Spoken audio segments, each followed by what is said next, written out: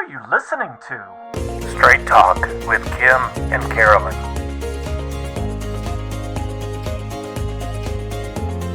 Welcome to Straight Talk with Kim and Carolyn. I'm Kim. I'm Carolyn. I'm the brunette. I'm the one with the higher voice. Yes. And I'm the low-voiced blonde. All right. Okay, now that we have that straight. Okay, tonight we're going to be talking about, some tragic events, but what they've inspired in some public policy. So we have Salt Lake City right now participating in a gun buyback. With our tax dollars. With our tax dollars, maybe with some foundation dollars. I don't know, but if they have a lot of money, they can do that, Yeah.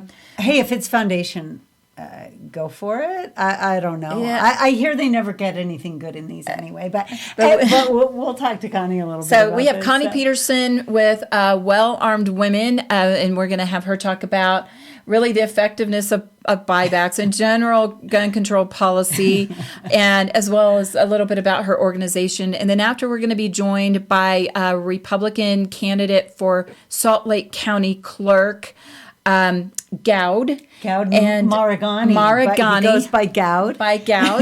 And you can see all his orange signs all over the place. But that is a desperately needed change in Salt Lake County. So we'll be talking about that. So right now, let's welcome Connie Peterson, one of my favorite people in the world. And let me just, what were you going to say? And she is also like advocate extraordinaire. She is, she is front and center in the Utah legislature, stepping up to the mic and really defending a lot of our rights as Utahns and Americans. And the first time I met Connie, I think it was at a meeting, a roundtable that I'd put together for Senator Mike Lee. And she was helping on your campaign for Congress at that time. Yes. And she sent me a text freaking out today. I got a few of them with screenshots with the scores for Utah legislators and Utah legislative candidates. And I think people running for different office throughout the state with my name and a big question mark from the NRA. Not on that. Oh, my gosh. Yeah. Everyone I know was freaking out about that, sent it to me. The survey has now been filled out and returned. I had an inside contact who got me somebody's number, and we got this turned around quickly. But I even checked my email box. I had never received that survey, or I would have gotten that filled out and turned in. So I hope that the word will spread. Carolyn's good on the NRA. And when I get my A, I want that spread far and wide. I don't want the question mark next to my name on this one. And there's always a question, like my favorite question on that is there any particular arms, any particular, what's the word, that you wouldn't support? And I'm like, okay, so how about a howitzer in your driveway? Yeah, that wasn't on this one. And I think, maybe you should have a howitzer in your driveway if you want. Can I tell you, I had not known this until a few months ago, but apparently when the Constitution was written and the Second Amendment gave these protections to the citizens of this country, people did have pretty massive weapons that cannons that were owned individually. Cannons in the driveway. And the government actually contracted out to individuals for some of these large-scale weapons. So I bet Connie knows a thing or two about this. So let's welcome Connie joining us tonight. Well, hello. Good to be with you. Okay, start with telling us a little bit about Well-Armed Woman. We had Clark Aposhian a couple weeks ago, and we propped up the Well-Armed Woman organization, but now we have you to tell us why should we go to your fun meetings? Well, we're actually called Armed Women of America now. We changed our name. Oh, nice. And we are a national nonprofit organization geared at educating, equipping, and empowering women shooters. So we want women to be their own first responder. We want women to be able to defend themselves and their family. And we have a right to self-defense. And the Second Amendment guarantees us that. And, at times when you have to defend yourself, police are minutes away. And that's after the call's been made. And we want women to be able to defend themselves. And we teach them that. We teach them an hour in the classroom, followed by an hour on the range. And our passion is for that. So again, we're a 501c3 nonprofit, and we're all volunteers. We volunteer. All of our instructors are volunteers, and that's what we do. And the point that you made, police often are minutes away when seconds probably matter. And I remember some legislation. I don't think you ran it. I cannot remember, Kim, who ran it, but I remember your daughter testified, and I think it was lowering the age maybe for concealed carry. Is for that what it concealed was? carry, But I so- remember the discussion about guns being the great equalizer for women, right? We do not, and this actually ties in really nicely with an earlier podcast having to do with protecting women in sports. There are biological differences between men and women. And if a man is attacking a woman, her ability to defend herself without a weapon is pretty minuscule. Absolutely. Absolutely. And so we teach things like being aware of your surroundings, and you can do that to a point, and we want you to do that. You win 100% of the fights you avoid. And we want to avoid violent encounters. But if that encounter comes knocking on your door, I can't fight off a 6'5", 350-pound guy. I can't do it. And a gun gives me the ability to even that playing field. Yeah. Okay, so our impetus for inviting you on really was the Salt Lake City gun buyback program, and She's really, laughing. yeah. So we have a disaster of crime growth city in a city that cannot manage a lemonade stand and shouldn't be allowed to manage just anything. But Kim, they're offering $50, and the criminals could always use $50. I'm sure. Anyway, go on. Yeah. So the rising crime rate in Salt Lake City, and at a time when stabbings are up, murders are up exponentially, like we've never seen this rate of personal crimes, of again violent crimes. Now let's take the self-defense, again, the most effective means of self-defense for a woman. Let's take that out of their hands. And so how does that work, Connie? Well, first of all, this is the most ridiculous program I've ever heard of. And so let's just get that out there to start with. And if they honestly think, they say, oh, we're going to get more guns off the street. Criminals aren't dropping their guns off at the police station. So let's just be clear Even about for that. $50 though? I mean, That's like 4 gallons of gas. 4 gallons of gas. Why would they? Let's be realistic. Why would they give up their tool that allows them to commit crime over and over and over and over and over again? They're not going to give up their golden ticket, and that's what a gun is to a criminal. It's a golden ticket, and so why? And so what they're trying to do is encourage people to give up your self-defense tool. Yes. And this is illogical, and frankly, it's stupid. And I sorry, you know me, and I've been frank. So asking people to give up something that will protect them and defend themselves when the criminals are never going to do this is dangerous. Right. Yeah. Right.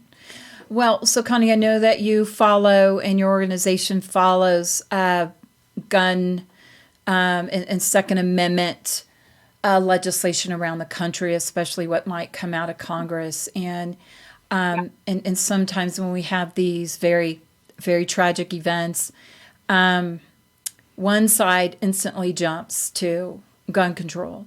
Yeah. And at the while never addressing the other factors that we know come into play in some of these events, and that are consistent too. Now we're finding fairly consistent over time, but instantly they go to gun control. Well, and there was even, I think it was an op-ed that I read in the Deseret News that said, it is not, something like the headline or the title was something like, "The problem isn't fatherlessness, it's guns." And literally in this article, now it was interesting what the writer of this did, because what they said was, there are a lot of countries that do not have our level of gun crime, but have higher rates of children being born out of wedlock.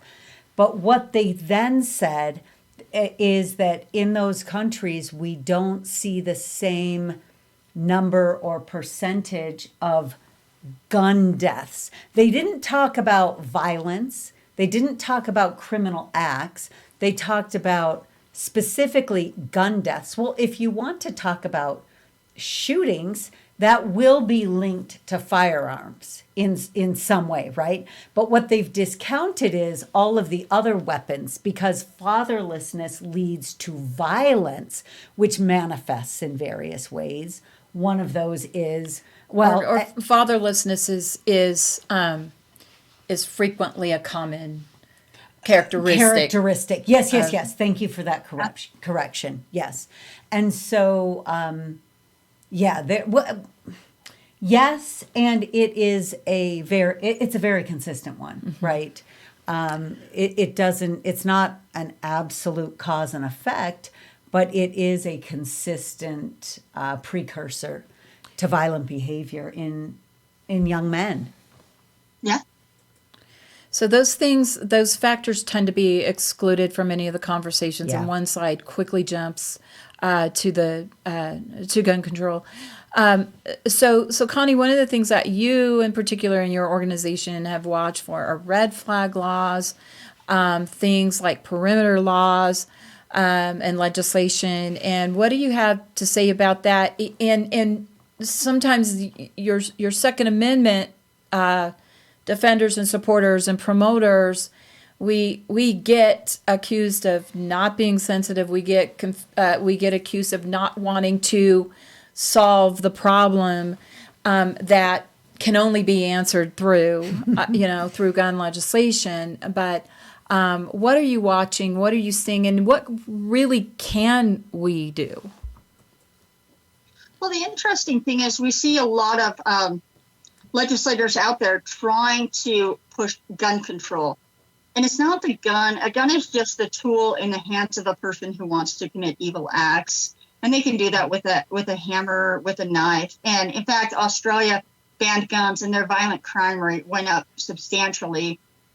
Knives, and sharp-edged weapons have caused tremendous violent encounters and violent crimes.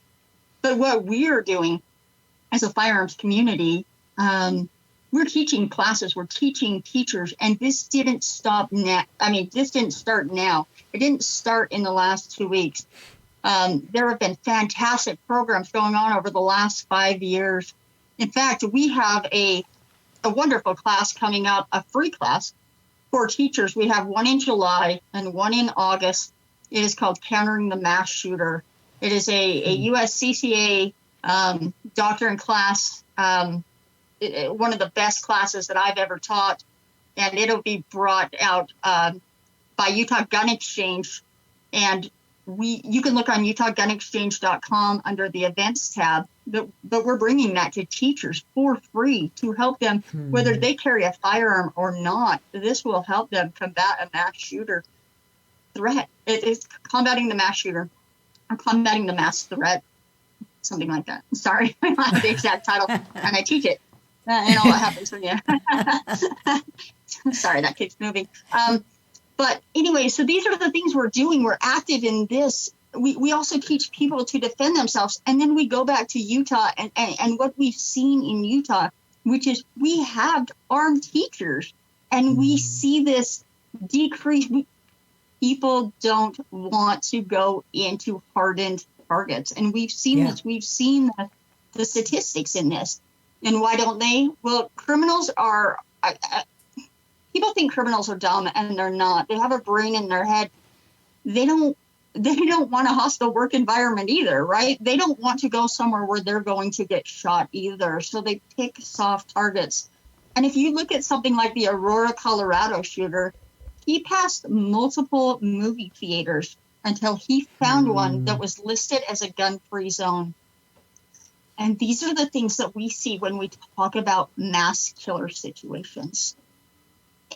And so taking guns away from those who can use them to defend themselves and defend others just creates more soft targets. This is not going to fix a problem. So all these people who throw out the word gun control, we need to change the narrative. We need to start stopping. Don't let them direct the narrative. Change the words that we use. These people aren't for gun control. What these people are anti-self-protection. And we need to change the words that we're using. Yeah. Well, it's very important. Especially in our day and age when we have seen such an expansion of government efforts to control citizens. I mean, this is not the time that we want to give up our guns. So, Connie, so we have a couple seconds left. Tell us where people can find you, your organization. awashootingchapters.org. And so, or you can also just Google Armed Women of America. Okay. And they can find us, and you can just look for any chapter near you. Again, we're nationwide, and we would love to help anybody. Also, you can find our Countering the Mass Shooter on UtahGunExchange.com and look up the events tab. We want to help any teacher or anybody who works in a school with this event. We want to help you. Great. Hey, thanks for joining us, Connie. Thanks, Connie. Thanks for having me. Yeah. Now we have Gowd Maragani, who is the candidate for Salt Lake County Clerk, and he's going to be sharing with us his plans for making marriage licenses quicker and more efficient. Yeah. Yeah, that is, as I've gone around talking to constituents, that's one of their biggest concerns in the clerk's office. Definitely. I think, it has nothing to do with elections. Definitely. Yeah, it's all about marriage licenses. Elections and 2,000 marriage licenses. Yeah, okay. I think that's what so that was before called. we lose all of our audience, let's bring in Gowd and talk to us about really what people do care about when it comes to Salt Lake County Clerk's office, and elections definitely are top of mind of the electorate. Yeah, no, I think that's definitely true. And I think it's actually a bipartisan issue. Mm-hmm. This weekend, I was we had a booth at the Pride Festival. We were in the Pride Parade, and I had Democrats coming up to me and talking to me. Just as an example to everybody, I had a long conversation with one woman who had been a poll worker in 2020. And she said, well, everything seemed like it was fine and they had really good processes. So I'm just wondering why you're running and what you're going to do. And I told her, I was like, I think what we see is that depending on who loses the election, the other side is always saying that there's some problem with it, right? Yeah. Which means the election system might actually be the issue, and we need to run it better and more secure, and we need to make it more transparent. We had a conversation about some of my proposals. She left. There was one of my volunteers was there, and he was like, I think that's a tough sell. She came back 10 minutes later and was like, hey, I was sitting at my table, and the people at my table said to come and ask you some more questions. So she asked some more questions, and after a little bit longer conversation, she actually ended it by saying, you're great. You might be the first Republican I vote for. Wow. Nice. Wow. So, well, what are those things? Well, a couple of them I talked about were increasing transparency. So, I think a lot of times what we see is when people ask questions, the answer of elected officials, and this is of both parties, is, well, stop asking questions. Yes. Just, right? Yep. And in this case, one that seemed to really resonate with her was having better poll watching. Mm-hmm. So just as an example, have you guys poll watched before? Yes. I haven't. Yes. No. Okay. Yeah, and so Kim, you may have seen this, but what happens is you'll go to the clerk's office. You won't be able to understand when they're doing different activities. You'll ask like, well, what are you doing now? When are you going to do signature verification? When are you going to do ballot adjudication? When are you going to do ballot duplication? There's not a sense of when they'll engage in different activities. Mm-hmm. When I went in the fall, they actually took a dinner break at one point, and when we asked, well, when will your dinner break be finished? They said, we don't know. So just go ahead and come back later. And I don't think that that's I don't think that's respectful to voters' time who take time off work or time away from family to do it. But it's also not helpful to making the process transparent. No, So and when I did it, I did Utah County, and this was when Amelia Powers Gardner was the clerk, and the process was to walk the poll watchers around to the various sections of activities, and she explained what was happening there and the whole process. So you not only could watch, but you knew what you were watching as well. Yeah. No, and you'll know what you're watching. The question is, when is it going to happen, so that you can be trained in the different things that you're watching and know what to look for. And then also you can plan ahead, because like I said, we process ballots for such a long period of time that people have to do things like take time off of work or take time away from family to be able to do it. So what we're going to do is, at least 2 weeks before we process any ballots, we'll put out a full schedule telling people when we will engage in different activities, including when we're going to take breaks. And that way, I think people can plan ahead. Yeah. They can take time off work if they need to. They can make arrangements with the family. They can come in and poll watch what they're interested in and what they're good at. And then I think we'll get a lot more people involved, and that will help a lot, because the more eyes on, the more comfortable people will feel about what's going on. And I think they can also contribute, because if you see something and you think we can do it better, as a clerk, we should be open to hearing those suggestions, because, like, I'm a compliance attorney at a tech company, and I take input from all sorts of people when we're developing programs to make our systems better. And that's how I think the clerk should operate as well. Well, I think to your point at the beginning is, there is sort of this elephant in the room about election integrity. But whether or not you think elections have been fair or accurate, we do have some level of a crisis of confidence in our elections, and so to be able to ahead of time remove doubt and control against that crisis of confidence. And recently, the Dinesh D'Souza 2000 Mules documentaries come out. And now, regardless of how you feel about that, can a voter confidently say that could never happen in my city, in my county, in my elections? And I think that's what people want to know, is that just can't happen here. Whether you ask if it ever happened before is not the question today. And I believe that's not really your question, but how can we remove the doubts, any future doubts from people on either side, like you said, and we have had that. We in 2016, the Democrats thought the election was stolen. In 2020, the Republicans thought the election was stolen. And but how do we just remove that future lack of confidence? Yeah, and I think the biggest part of that is more transparency with every aspect of the clerk's office operations. On the 2000 Mules issue, I've seen that movie. And I think what you want in a clerk is someone who is willing to go and watch these movies and understand, because part of our job is not just being more transparent, it's also trying to anticipate future problems before they happen. So I don't know if the ballot trafficking that they talk about in 2000 Mules happened in Utah, right? Because they don't actually do the analysis here. Mm-hmm. And certainly I don't, like the clerk's office wouldn't have the resources to do that, because that's a huge lift. Yeah. But there are ways to prevent that from happening. So a couple of things we can do. One of these has been mandated by the state legislature in the last session, and that is video cameras on ballot drop boxes.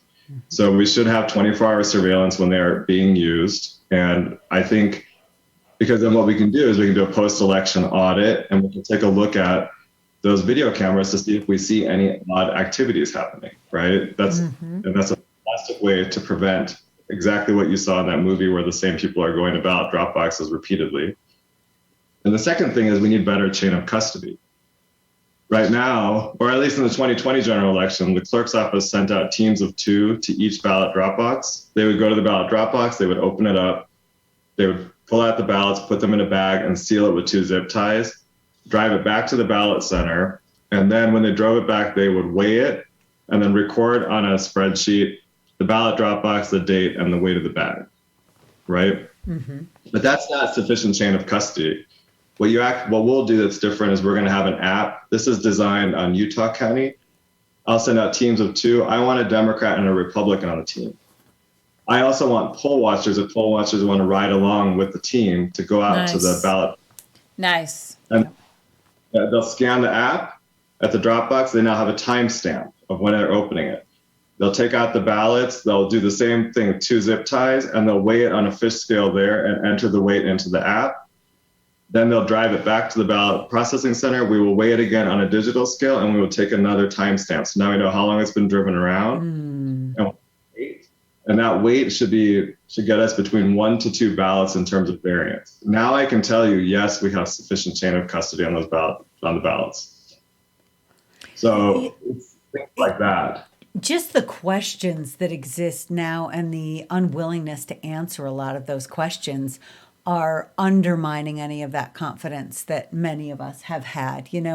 I have somebody whose wife was a delegate. You met her and him, I think. And we had a cottage meeting at their home a couple weeks ago. And he was trying to get some data from the Salt Lake County Clerk in order to do an analysis, was unable to get them to give him anything. And this was on ranked choice voting. I was able to get him the data from Utah County. But, I told the Utah County Clerk, Josh Daniels, who thinks that there could not possibly be any funny business, at least going on in Utah County. And what I said to him was, the unwillingness of a clerk to allow any look at this data that doesn't help the confidence. That does not help. If you want me to have faith and confidence as a member of the public, telling me that I can't look at what you have and what magic got you to the conclusion that you came to, telling me that really undermines any confidence that we ought to have in our election system. Well, and I would say even one more disturbing than that is our constitutional person over elections in the state of Utah. And right now that's our Lieutenant Governor, Deidre Henderson, who basically said any questioning of the election results is undermining democracy. Yeah. And that is the antithesis of having confidence in the democracy, is ask every question. That's absolutely. Right. And open your books, so to speak. Yes. Open it up. And we audit everything else in this state when it comes to government. And yet the mere questioning was criticized of the citizenry, that they are trying to undermine the democracy. That came from the lieutenant governor. Yes. So I have a question for you, Gowd. You've talked about, I've heard you talk about it a few times, some discrepancies that existed in what you looked at in the 2020 election in Salt Lake County. And I would love to hear your explanation for this. I think it's between 14 and 34,000 ballots that cannot really be traced to a voter record or an individual. Tell us about what you found. Yeah, so I led just a little background. I led an election integrity committee last year for the Salt Lake County GOP. And so we did a deep dive into the election system and we made grandma requests. We did interviews with current and former employees. And then we took tours of the ballot processing facilities in Salt Lake and Utah counties. We produced a report that I helped release on May 7th, and we did a press conference too. And one of the findings in that report, which is based on data that was provided to us by the clerk's office, I just want to make that really clear. This is not, anybody can come up with this calculation. Found that there were between 14,000 and 32,000 excess votes in the 2020 election. What that means is we could not attribute them to a registered voter. And I'll give you a little background to tell you how this calculation came about. But there's 3 categories of voter records in Utah. There's those that are publicly available, so anybody can see them. there are private and withheld voter records. There's different ways you get into those categories, but the public cannot see private or withheld voter records. And we requested the data as members of the public. The parties can see the private data. And that'll make sense in a minute here. So in the 2020 general election, there were a total of, I'm going to give you the exact numbers so this will make sense, but there were 549,882 ballots that were cast. Okay? We asked the clerk's office to give us a record or the voting record of all the people who voted in the 2020 election. They gave us a spreadsheet of all the publicly available voter records, which is about 60% of the total. And it told us how they voted in the 2020 election, meaning, did they vote by mail? Did they vote in person? Did they not vote? And not who they voted for. In that spreadsheet, it showed us that there were 311,158 ballots cast by those public voters. That meant that there had to be 238,724 ballots cast by private or withheld voters. The problem is that according to the clerk's office, there were only 206,002 private and withheld registered voters at that time. So that means that there were 32,722 excess votes that could not be attributed to the data that they gave us. Now, we also had, because we were members of the party, the voter records that included the private record, a little bit more. When we did the analysis on those records, it was the same analysis. We came up that there were 14,336 unexplained excess votes. Now, what I tell people is that there could be a legitimate explanation for why there's that discrepancy, but I think it's on the clerk to come forward, clerk's office to come forward and say why this is either correct, incorrect, what the issue is. The clerk's office has had this data for months now. Yeah. And I'm not aware of any explanation for it, or what they think happened, or why they think it's wrong, or why they think it's correct and why it's not followed. So. Okay, so that number might sound small, but it's in the margin of wins and losses for some races. We have some countywide races that are extremely close. We've had some congressional races that are extremely close. So tell me, you are seeking office in the executive branch of the Salt Lake County government. Where is the Salt Lake County Council, which is the legislative branch, on these issues? They hold the purse strings. They can order audits, things like that. So where are they on pushing for the answers? By the way, there's a supermajority of Republicans on that county council right now that surely they want these answers too. Yeah. You've put Gowd in a difficult position here. I will say that would be a great question for you guys to ask them on a podcast. Well, let me ask you, do you feel like you're getting cooperation from a majority of those members? I don't know. Like I said, I wasn't involved in that part of it and relaying the information. So that's fair. Okay, then we'll have to nudge that and say, okay, Salt Lake County Council, who holds the purse strings and can order audits. Yeah, we need that answer. We'd like that answer. Yeah. So I think a lot of people would like that answer, right? Yeah. And with these votes being completely unexplained, and to Gowd's point, there may be an explanation. We just need to know what it is, and the individuals who might have the answers are not responding, and those who could maybe force the answers are not taking action, it seems. Yeah. Yeah.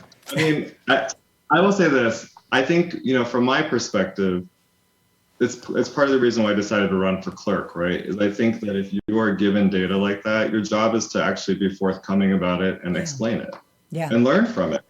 There's lessons about this, right? I think I work in the private sector and we do audits all the time. Audits are not a big deal. It's actually a very normal thing to do to make sure that yeah, you want to make sure everything's running properly. The only time you ever hear problems and people go crazy is when you mention an audit of the election system or the aspects of the election system, because it's really made up of a bunch of different components. And I think this data actually just justifies doing more regular audits of each different component of the election system just to make sure it's working properly and to see what improvements you can make. The system is so complicated that it can use continuous improvement.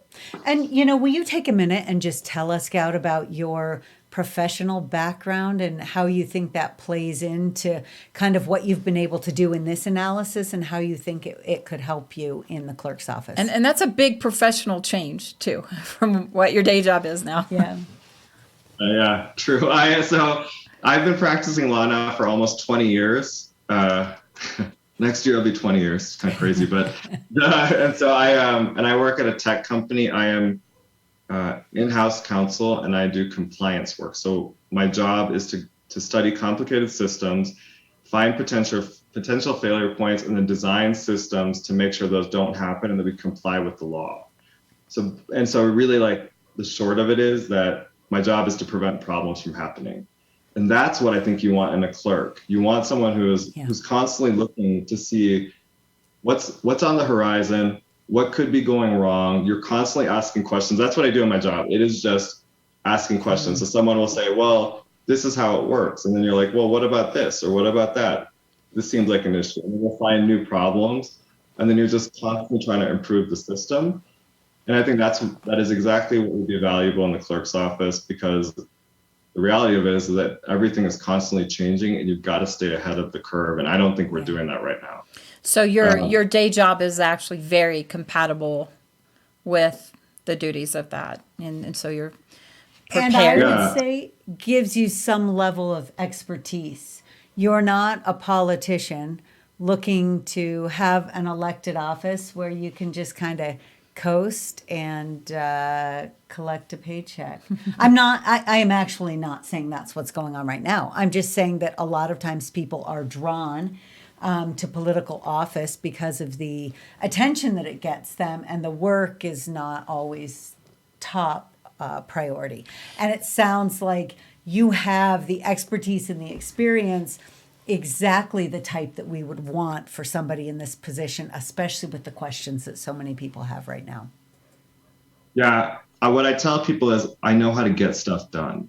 And I know how to make sure projects are actually completed. And that is what when we get into clerk's office, the proposals I make and have made and will make, we have more that will be coming out, are realistic. They can be implemented under current law. If we hit roadblocks, I will go to the public and I'll say, hey, here's the roadblock and here's how we're going to overcome it. Whether I have to go to the council and ask for more money, whether I have to go to the Hill and ask them to change the law. I understand I identify the problems and either fix them or find the solutions so we can make it happen. So I tell you, I will work it and make sure this actually gets done so that people of both parties feel much more confident in the election system. Nice. Yeah. And elections are not all. And we did kind of start by joking about marriage licenses, but you and I actually did discuss there's an issue with marriage licenses. My son is about to get married. Tell me what you would do. What's one of the things you would improve there? Yeah, it is crazy. But in what I found out is that in Salt Lake County, we're doing them by appointment only, and the capacity isn't there, and it's inconvenient for people. So a lot of Salt Lake County residents are actually going to Utah County to get marriage licenses because they have found a way to do it online and to do it securely. Because like I said, I wouldn't want to do this if you could just fraudulently get a marriage license with someone. Right. But they found a way to actually do it securely. They have estimated that Salt Lake County has lost $100,000 in revenue from marriage licenses because of the number of residents that are actually going over to Utah County to get them instead of being here. So that is something that I think we should look at. And if I am once we actually look at the specifics of it, if I think it is secure, I think we'll do it in Salt Lake County too. Nice. Because also I don't know why I want our residents going to Utah County to get marriage licenses when they should be able to do it right here. Right. And the benefit of they said they're getting so much extra revenue there, they were able to expand the hours for passport renewals and marriage licenses. Which I think is phenomenal, because the number of people that I've talked to that don't even know that the clerk's office does passport renewals is amazing. And the people that have used it have said it's super convenient. So, Yeah. so let's Look at that competition Yeah. within government. I love it. And there was another thing that you said as we finish up. I want to tie this back to another podcast that we had done with Representative Kara Birkeland. And that is, we were talking about Gowd had made a comment about government. Do you know what? I totally lost it. Oh, I know what it was. Looking around the corner, looking forward and seeing what's coming. And Being proactive. and on being policy. proactive on policy, which is what Utah County has done in modernizing things, and which is what Gowd talked about in looking at. Hey, Fosmu, do we have something we need to clear up on the screen for Gowd? But taking a look at what's going on, what is coming down the pike, and how we can be proactive at fixing problems and solving problems, which exactly is the issue that we talked about with Representative Birkeland, where people are saying, wait until it's a problem to deal with things. Well, that we do not expect that of business. Why would we ever want that from government? Yep. No, I agree with 100%. Yeah, the entity that we are forced to rely on oftentimes. Yeah, we want them to think like business people in many ways. Anyway. Okay, so Gowd is the Republican Party nominee for this office, and you need a lot of help. Tell us what you need and how can people help you? Where do they find you? Yeah, well, you can go to my website. It's Gowd, Goud, the number 4 clerk.com. You can also, and we are looking for people to come out and volunteer for us. Obviously, you have to spend money to win a campaign. So if you're able to give money, that's great too. Whatever it is, $10 helps, $100 helps. And then also you can follow me on Facebook or Twitter, and it's the same Gowd for clerk, Goud, the number 4 clerk. So okay. I look forward to meeting everybody, as many people on the campaign trail as possible. You'll see our latest events on there too. And feel free, if you're coming to an event, to invite your Democrat and unaffiliated friends, because like I said, I believe we can win this in a landslide. We just have to get the message out to voters and ask for their votes. If we don't ask for their votes, they won't vote for us. And that was part of why we went to the Pride event, is like, we were asking for people's votes who traditionally would not look at a Republican candidate. I think we changed some minds. And we're going to be going to every single community in Salt Lake County and continuing to do that, because I think there are a lot of voters out there who are looking for something new, and that's what I'm trying to offer. Okay, and let's make clear, there is no primary for Gowd. This is all about the general. So he will be running strong for months to come. So you can contribute through financially or through volunteerism for many. There are too. Yes. Even stuff like that. Yes. So. Perfect. Okay. Thanks for joining us, Gowd. Best of luck. Thank you for having me. Yeah. So, I think we'll wrap it up. Are there any last words that you want to add, Kim? No, I just think that these 2 big documentaries that have been released in the last couple of weeks that are driving a lot of the public narrative and public policy narrative, to have these issues very front and center in our own elections and in our own government policy making, asking a lot of questions, trying to find answers and solutions. Yeah, we should all want that. So Fosmu, thank you for your work tonight.